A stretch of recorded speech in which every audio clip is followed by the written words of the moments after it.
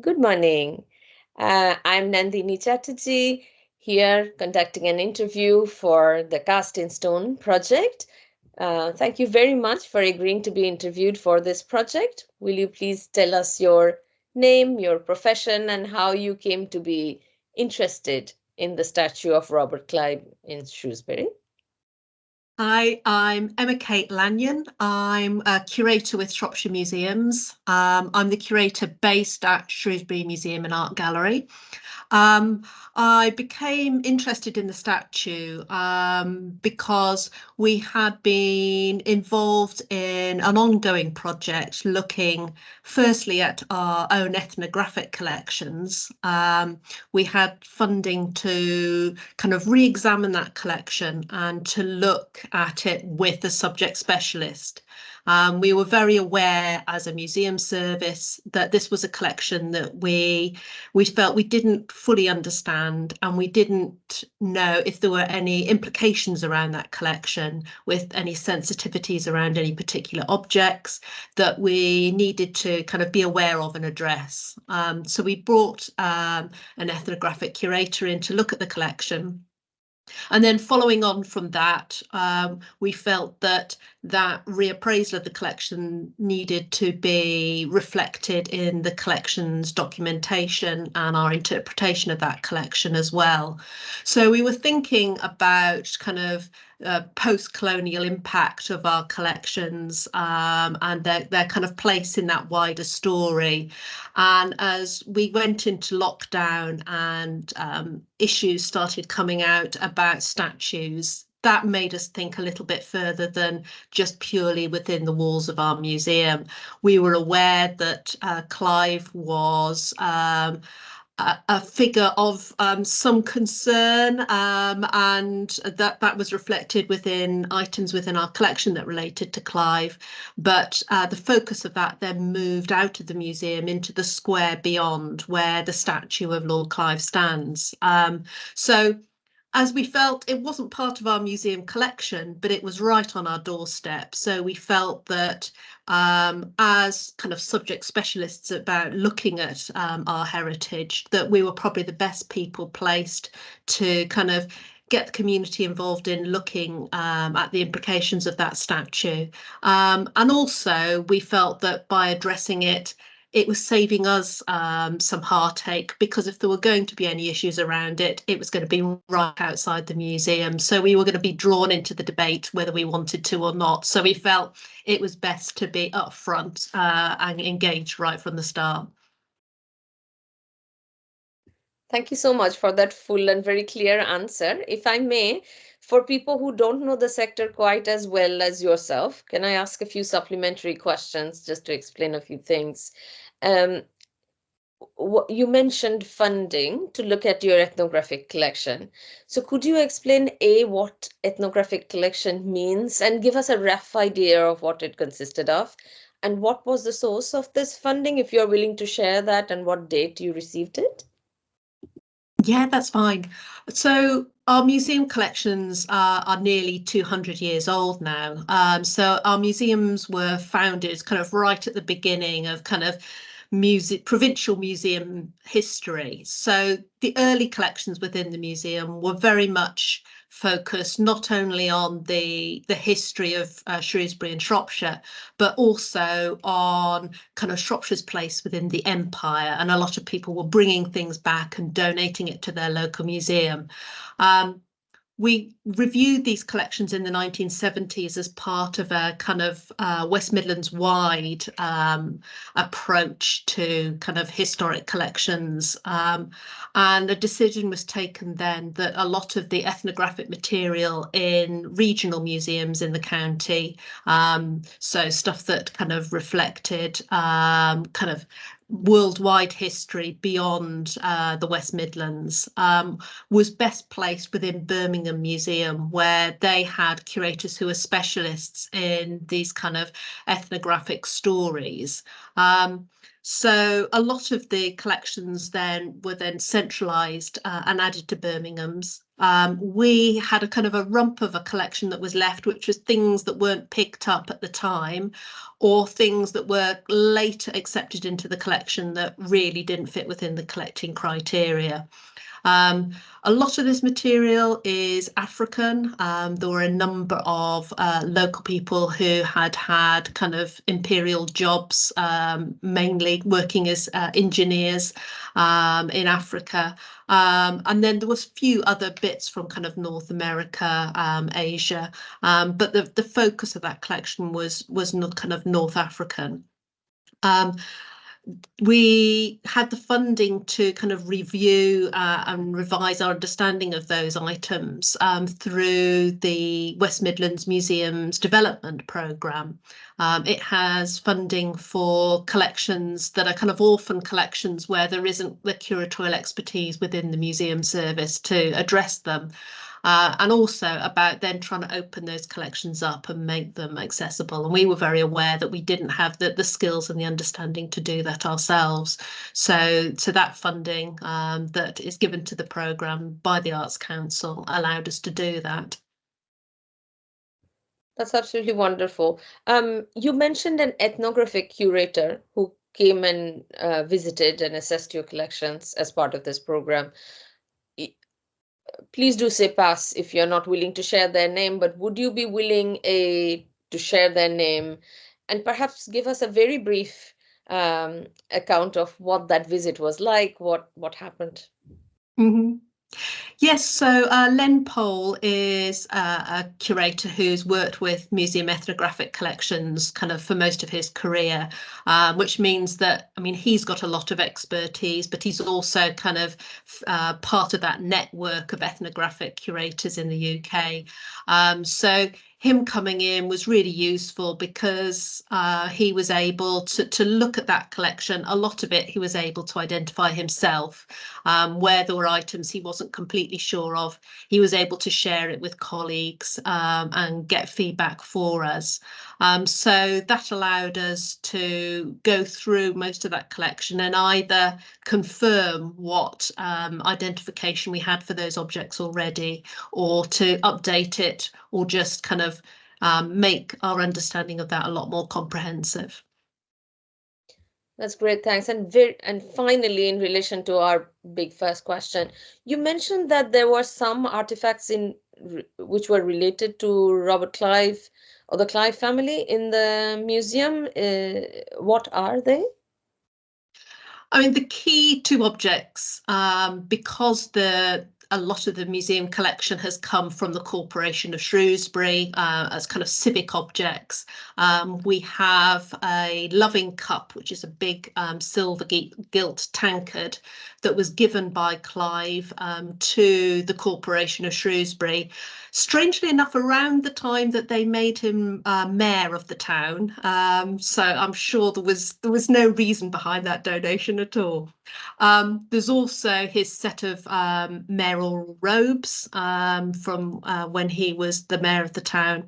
So a lot of these objects are kind of civic objects. We also have a large portrait of him that is currently on loan to the Powis Castle Lord Clive collection there. So a number of kind of civic objects in the collection that are kind of displayed as part of our kind of civic story for the town, but have those added connotations to them. It's wonderful to have those additional details. And in fact, for the benefit of our listeners, we might see if we can find at least links to images of those artifacts and put them on the website. Let us now move towards the statue itself, which is in the square. And before we go into your museum's work for the reinterpretation of this statue, can I just step back and invite you to tell us what this statue represents for you, your colleagues?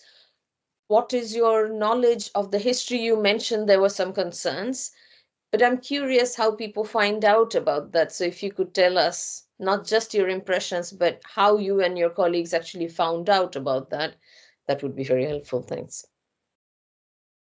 Yes, well, I mean, it's always been a kind of a backdrop to the museum. It sits in the square, which we're one of the sides of that square.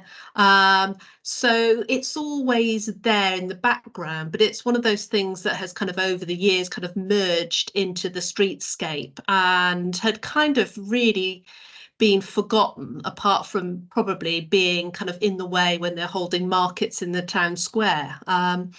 But it really came to the forefront again in the kind of the follow-up from the issues around statues, and particularly what was happening in Bristol, is that a lot of people then were considering the implications of that statue. And there was a article in The Guardian about Clive and the Shrewsbury statue, and that led to a local petition about whether the statue should be there anymore. That petition was to remove the statue.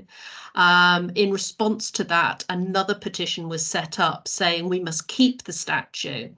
And then the local authority kind of was trapped in the middle of this.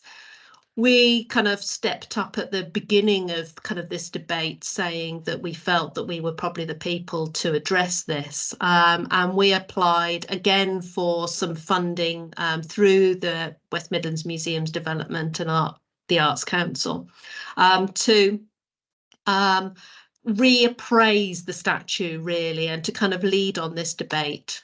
So we put together a working group with a specialist in Indian history from the University of Birmingham. We had local interest groups, our kind of local ethnic minority support group, and then representatives from both of those questionnaires, and together with the local authority cabinet as well, tried to come up with wording that we all felt was appropriate to put that statue into context. So it wasn't just sitting there in isolation in the square, that there were some words attached to it that acknowledged the history of Clive, the controversy around that history, and why that statue was still there. Thank you so much. We will move towards the details of the process that you've just outlined. But before you can do that, I have a bit of a, if you like, philosophical question, which I'd invite you to reflect on. As a heritage professional in particular, how do you view your role?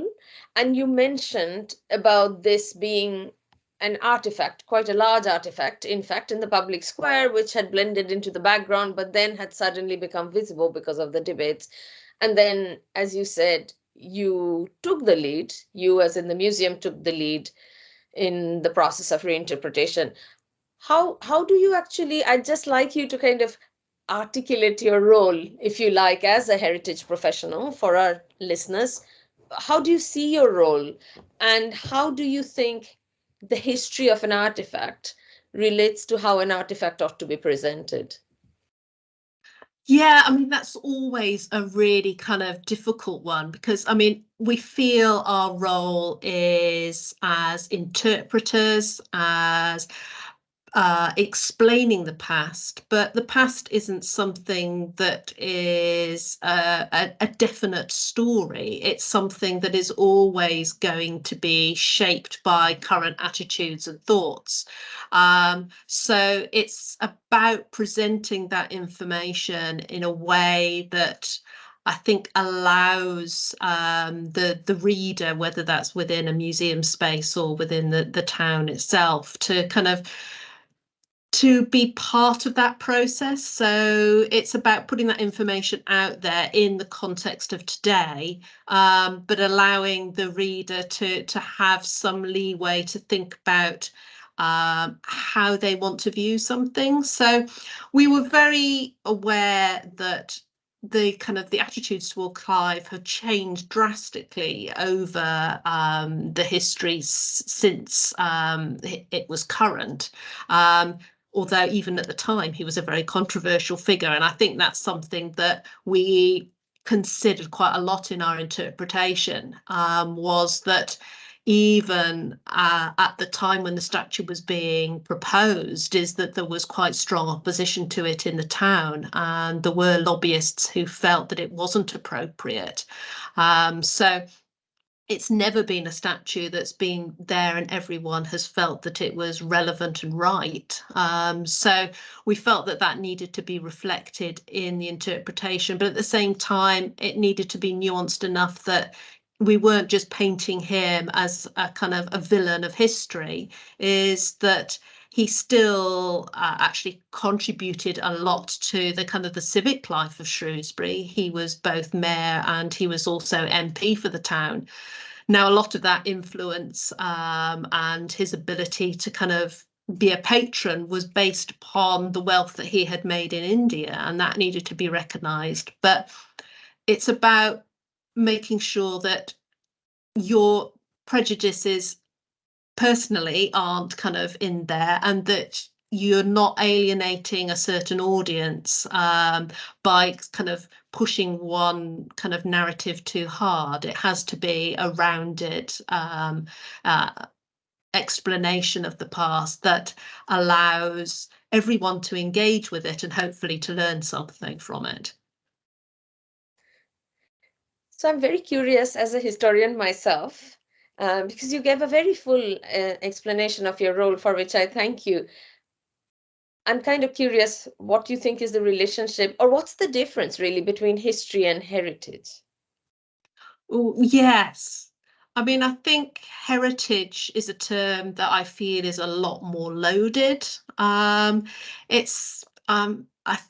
My personal thought is when I hear the word heritage, I feel there's a lot more kind of reminiscence, a kind of it feels a term that is more loaded in some ways, that it's more about kind of looking back and almost creating a narrative out of that history.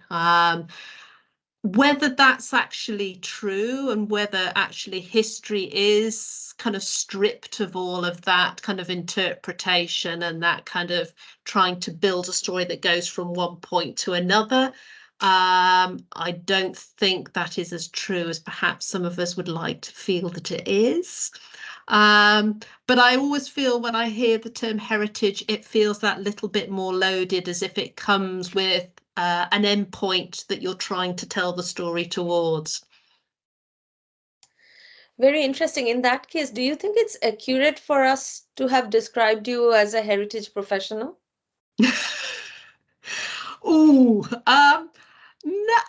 ooh, that is a tricky one. I mean, I am aware that I am constantly trying to fight between this, trying to create a succinct story that is meaningful to the visitor, that kind of gives them something that they can sort of take away, almost like a sound bite, but at the same time not kind of distill that down to a point where it's more about the story we want to tell rather than the actual historical facts. And I think for my job, that is very much part of the role that I play, is about trying to balance those two things. And it's about making it engaging and short and snappy, but at the same time, you're not dumbing it down to a level where actually it's not truthful and meaningful. It's a very tricky one. I've learned some of this from my friends who work in museums. And to be honest, I sometimes feel that historians ought to perhaps write in a more direct way and in a more succinct way. But who knows? There's value in both sorts of approaches. Just to get into the details then a little bit of the very valuable work that you did in relation to the statue, and feel free to say you don't remember exact dates if that's the case. It's me who's obsessed with the dates right now. So I noticed on the public minutes of Shropshire Council that in July 2020 there was a discussion around those two petitions that you mentioned, and there was a there was an important debate in which it was decided not to do anything with the statue as such. And more than a year later, in September 2021, there was a question asked as in relation to what was being done in relation to the statue, as in reinterpreting it. And the record shows that the museum had by that time taken charge and was doing this work. So do you recall the chronology of this at all? Like, when did you reach out to the council, offer your leadership or services, and how did the group get constituted and so on? I mean, we reached out and offered it straight away. So as soon as the debate started, we really wanted to be involved, because we felt that we wanted to take a lead on it, because we were aware, with it being on our doorstep, that if someone else took a lead, we would still probably be the person that people would come to about it. So if someone was in the square and didn't like what they read, they would come into the museum. So we wanted to actually feel some ownership over that. It was a very long and difficult process because of lockdown and the issues around that. So we applied for funding towards actually producing the interpretation, doing the consultation work, and also to produce film about the process as well. What happened then was, after we had then got the funding and then started the process, various lockdowns then impacted upon that process, and it just became impossible to do the film because either we were trying to work around kind of social distancing, or people weren't available, people were ill. So unfortunately, the film never happened. There were also a lot of internal delays, because we felt very strongly that the text needed to be shaped by the community groups that we were working with. Then the text was going to the council. The council had some concerns about it. It was coming back to us. So to actually go through all the kind of the hoops and hurdles kind of expanded out the project. So it took a lot longer than we had anticipated and wanted it to. But there were also a number of kind of legal issues with actually putting the panel up in the square. So highways had to be in on that, permissions had to be granted. So it took a lot longer than we'd anticipated to actually get there, but we did in the end, which was the main thing. And congratulations for achieving something so valuable during a time that was so hard. Again, to nitty-gritties, because that's actually valuable for people who don't know the sector. So in terms of getting people together, how did you go about it? Then you mentioned the ethnic minority groups, the SEMA. You had put me in touch with a member of whom I've interviewed as well, the historian from Birmingham whom you mentioned. How did you decide who made the decisions as to whom to involve? How did you go about involving them? Was it just a matter of writing to them, and how did you do it? This was led by my colleague Martha, who's our audience development officer for the museum service. So she's already kind of engaged in that world. I know she kind of reached out to as many kind of community groups that she felt had either commented publicly on the debate, or that she felt should be included in that debate. I think a lot of it was done remotely because of the timings of it. So I think a lot of it was done with kind of questionnaires, with kind of online chats with various people. But as I said, this wasn't an area that I led on, my colleague Martha did. So I'm afraid the actual kind of real detail of it, I'm not as aware of as the kind of the interpretation writing side of it. That's absolutely fine. And I'm really grateful to Martha, who said that she doesn't have time for an interview, but will write some answers for me. And this tells me that perhaps I ought to fine-tune some of the queries so that she can tell me about this work. Okay, so that was group constitution. And again, feel free to say if that's not that wasn't your remit. But you mentioned about the film that unfortunately couldn't get made. That's a loss, but what was the vision there, if I may ask? Why did you want to make a film? And had the film been made, where would you have, whom would you have shown it to, etc.?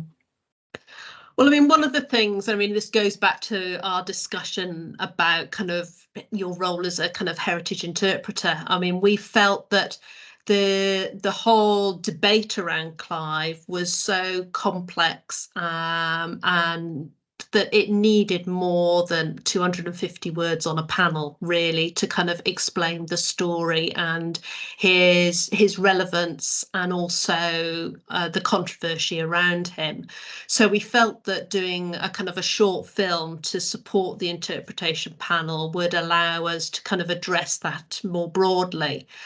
So the idea had been that this film would be a chance for us to talk to Manu, who's the expert at Birmingham, face to face, and to talk around his history, and then to do a kind of a vox pop with a number of local people about their kind of feelings about it. We were going to work with students who are on the heritage courses at the university in Shrewsbury, and they were going to kind of lead on that vox pop side. So it was an opportunity for them to get some experience around kind of public consultation and debates of this sort as well. So it was a real missed opportunity. The idea was that there would be kind of QR codes on both the panel next to the statue and also within the museum as well, to kind of lead people to it. And it would also sit within our website. We have discussed whether we could do a kind of a cut down version of this at some point.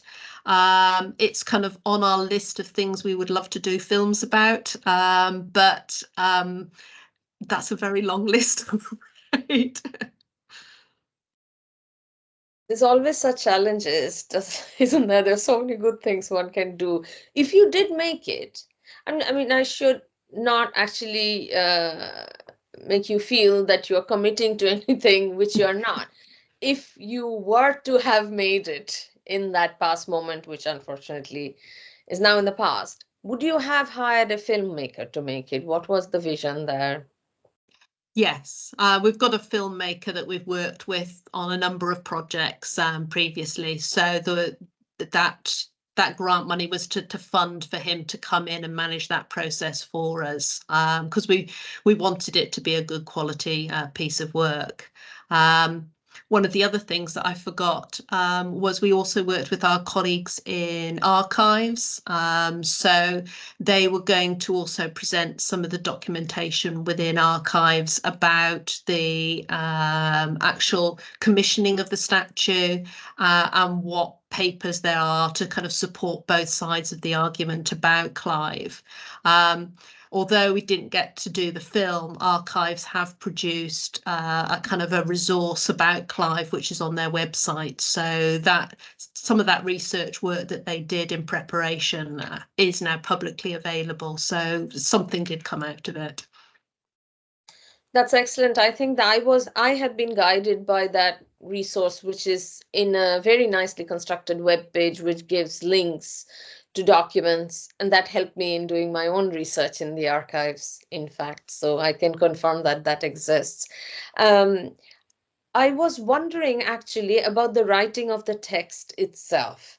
I have group written texts with a lot of people sometimes, and I know it's a very challenging process. So I'm curious again about the exact details. For example, my history department wrote a statement in 2020, as many departments did, as to what we were about in terms of teaching history and in relation to demands for decolonizing the curriculum and so on. And we had very divergent views on this, and it was about finding a common goal and making a statement together. So 20 of us wrote it together. We created a shared document, a Google document, and then we edited it together, leaving comments for each other, having often long debates in the comments and so on. So I wonder how you went about it. in terms of arriving at the text that you did finally arrive at? Yeah, it was a similar approach. I drafted the first initial text, which went through several iterations until I felt that it was, I was happy with it. Then that was shared with the wider team. They all commented on it. It was kind of significantly changed from that.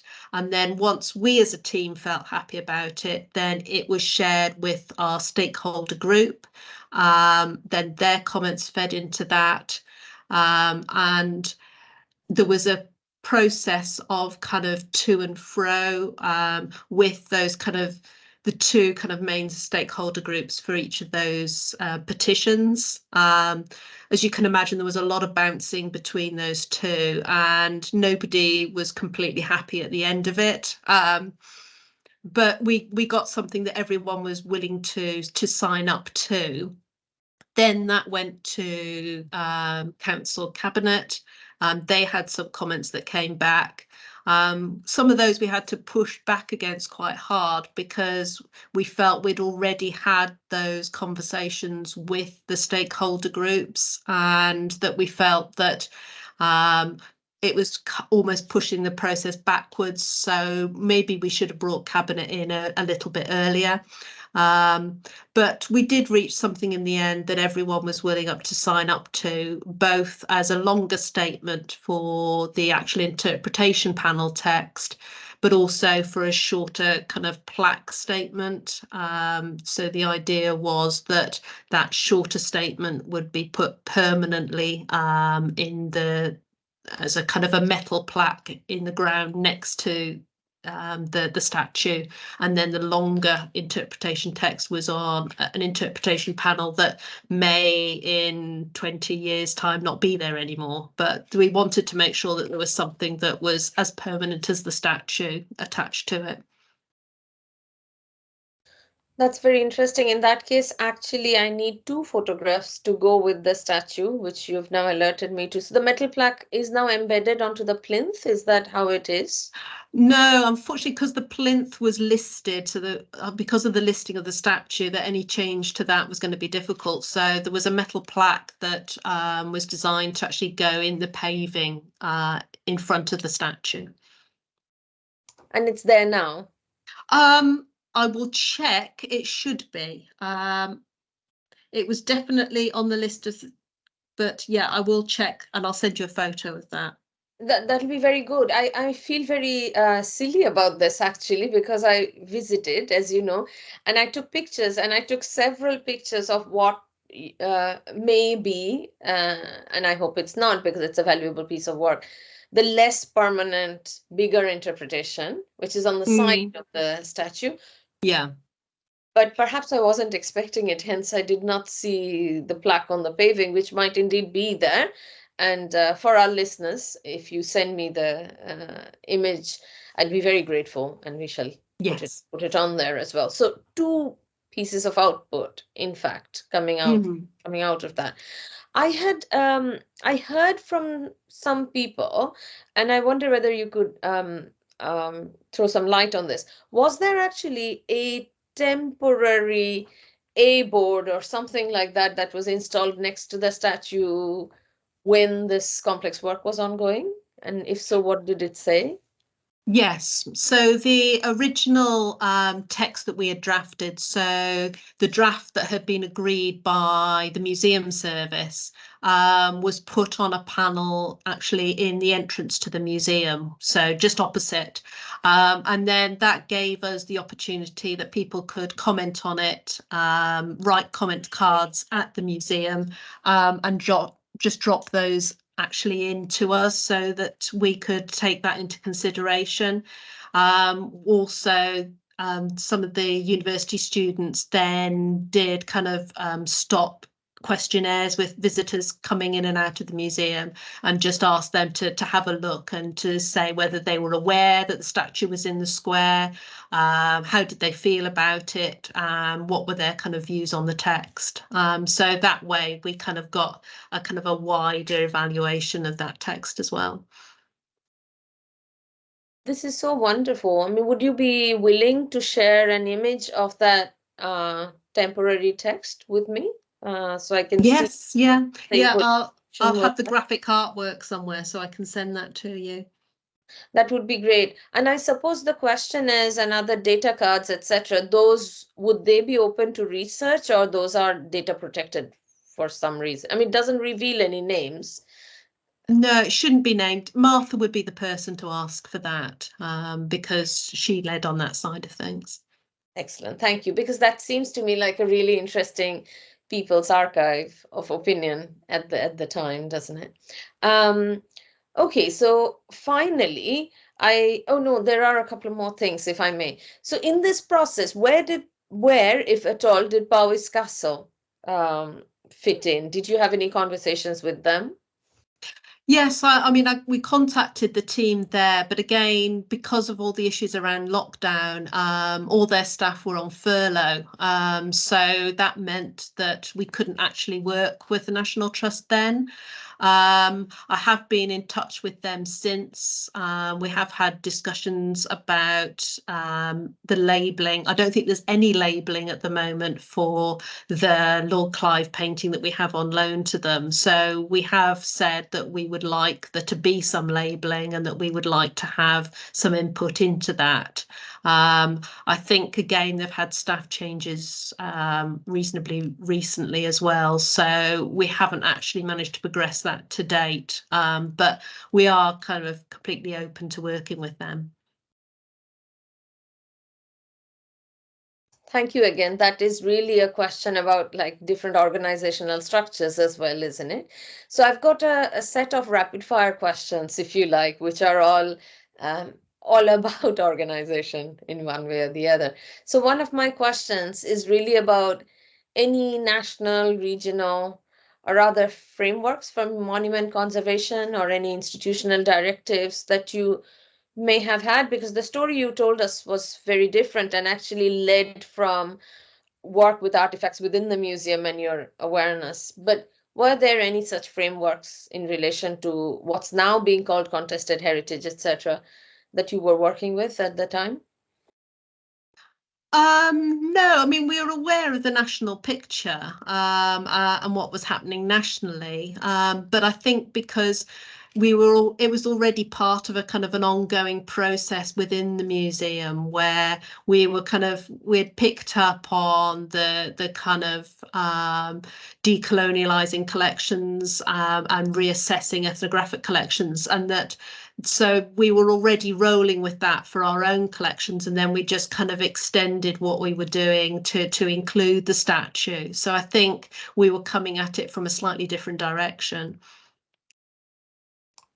Since you brought up the phraseology of decolonizing, is there any sort of like museum sector guidelines that you work with? I know it's all in flux, perhaps, but I wanted to hear from you. Is there any kind of guidelines in relation to conversations about decolonizing collections?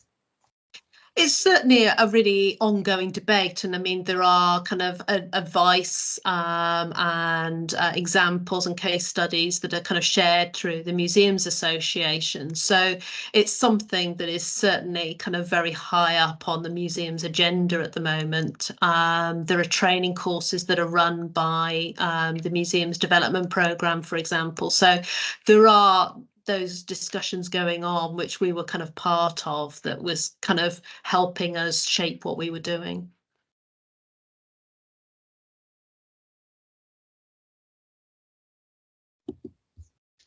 Thank you for that. If it weren't an extra burden on you, it would be really useful, I think, for myself and my readers to see some of these guidelines, especially the ones that you do think may have informed your, your work, even if directly. Yeah, no, that's fine. I'll also share with you, we've done a little we do brief fact sheets about some of the issues with our museum collections. So there is one about our ethnographic collections and how we approach those. So I'll share that with you as well. Thank you so much. So the next question is really about legal frameworks. And I wanted to know whether any legal frameworks, you've actually touched upon some in relation to the statue being listed, about highways needing to be contacted, etc. Could you explain a little bit more to our readers, like what legal frameworks, institutional frameworks actually shaped and constrained your work, how you negotiated that?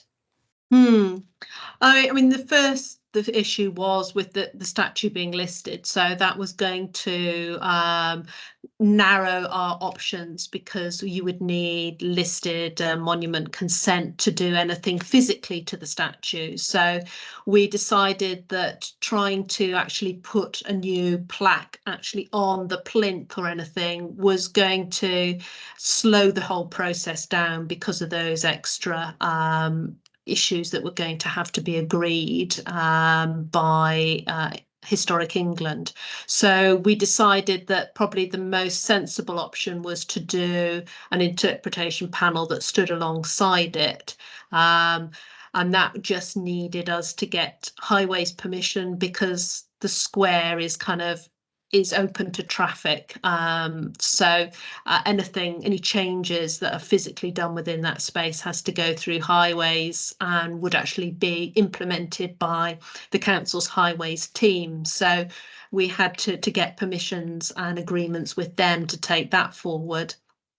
The situation was complicated slightly further by the fact that there was a whole programme of developing a new kind of signage style right across the centre of Shrewsbury. So we didn't want this to end up kind of sticking out as a sore thumb against a whole new vision for the town centre. So again, we had to slow things down slightly so that there could be an agreement on what style of signage was going to be used, and then make sure that the interpretation panel that we dropped in fitted in with that streetscape.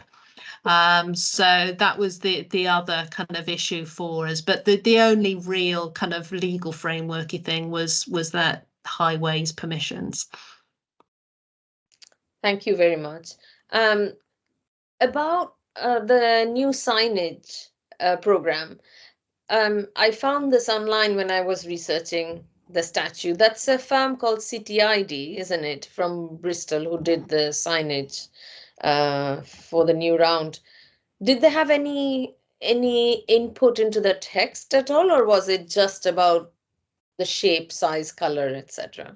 No, all it was what style of signage was going to be used across the whole of the town centre. So there were going to be interpretation and orientation signage around the town, and we just wanted to make sure that this was part of that overall vision and rather than being separate from it. Thank you. And one perhaps step backwards, but also in relation to the legal and institutional frameworks question. If our listeners will remember how you told the story of reaching out to the council almost immediately after the petitions went live and offering your services, who was it from the council that was the authority that accepted your proposal? Was it the cabinet or some other part of it? Do you remember? Well, I mean, a council is a great monolith. So what tends to happen is we kind of just decided we were going to get on it, to be completely honest. So our team and the senior managers within the council who sit above our team were aware that we were doing this. Then once it got to debates at cabinet, those senior officers were then saying, well, the museums team are all over this. They know what they're doing, just kind of let them go along with it. So kind of we kind of pushed it up from the bottom towards the top, really. But again, because of the council being so large, it means that there are various steps these things have got to go to get to the top and then to feed back down again. So again, that was at times a bit of a buffer and did kind of slow us down. But we felt that it was important, it needed to be done, and it needed to be done right. And we just felt that by pushing ahead with it, that we could kind of be slightly more sure that that would happen. Thank you very much. There is a culture portfolio holder in the council, isn't there? And who is kind of ex officio head of all the museum services in a sense, if I didn't get that wrong. Yes, yeah. So Leslie, who is the leader of the council in a previous life, was the head of the culture team for Shrewsbury and Atcham Borough Council. So she understands the debate very well. She is very supportive of the museum service, and had every confidence in us that the right decisions were going to be made. So that possibly led to a little bit more freedom, because she knew us, and was confident that what we were going to do would be right. So excellent, thank you. So now, just stepping away from your work and briefly looking around the country and perhaps around the world, are there any other such reinterpretation projects in relation to other statues that you think are inspiring, have been done well? Feel free to say no if that's not the case. I think we were more aware of where it had gone wrong. And I think one of the reasons that we were very keen to jump on it and move it forward was because the one that was in the front of everyone's minds at that time was Bristol. Also, I was very aware of things that had happened in Edinburgh, where people had kind of taken decisions so slowly, and that decisions had been kind of half taken and never then finalised. We were very aware how frustrating that was for people, and how that was almost fuel to the fire that was happening in Bristol at the time. And we felt the issue's been raised. We know that he's a contentious person. We know that this is not necessarily going to go away. So let's just try and find a solution as quickly as possible, because we felt that way we would give people confidence that actually their concerns were being taken seriously. Excellent, thank you. And that's a reference to the Melville Monument. Yes. In Edinburgh, perhaps, isn't it? Thank you so much for bringing that up as well. As somebody who looks at artwork and curates artifacts of various kinds, how would you suggest evaluating the value, if you like, of memorials such as these? As in Clive's statue, should it be what is its value? Is it to be evaluated for its historic significance, or for its artistic value, or any other reason? As in, you have put in so much work into it, all your energy, which means resources, which makes it even more valuable. But what is it that makes that artifact valuable, you'd say? I mean, I think it gives you a window onto what was important at a particular time. And I think it almost is kind of, these two projects kind of bookshelf that story, is that they were both at times when Clive was being kind of re-evaluated, and at the time the statue went up, there were a lot of people who were furiously debating whether it was a positive or a negative impact. And I think the creation of the statue really was about that kind of positive impact group really trying to push their agenda, and to get kind of a physical confirmation of their view. So I think it reflects quite well on the debate that's happening now about kind of revisiting that debate, and thinking about him again. I think it's a very difficult one, because everyone has their own kind of way of seeing the world and opinion, and all of those are relevant. For me personally, I feel that keeping the statue there and making people think about it actually means that we don't forget these stories, and in some ways removing it and putting it in the back of a museum store doesn't solve that history, and also it's just almost a way of kind of hiding it rather than facing it and addressing it. So I think having that statue there and perhaps revisiting this debate in another 100 years' time is really relevant.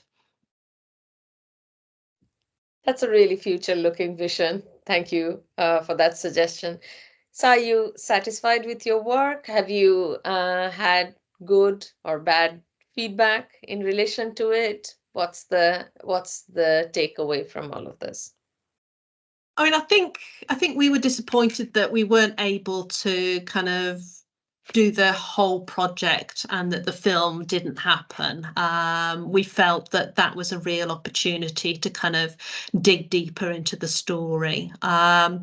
We've had very little feedback actually, and in some ways we've been surprised because we thought that there may be more, that actually the arrival of the panel, then that some of those people who were very strongly in one camp or another might have felt that it was kind of too much in the middle. So we were expecting more feedback than we've had. So I don't know if it is that moment has passed and it's shrunk back into the streetscape and people aren't seeing it again. I don't know. But I mean, it's something that we continue to kind of revisit in the museum galleries through kind of our displays and our labeling of objects. So it's something that we're not being actively asked about anymore, but it's something that we'll keep kind of looking at. Thank you so much. So thank you so much for your time and for the really interesting stories that you've told us about this process. And with that, we close this interview for today. Thank you. Thank you.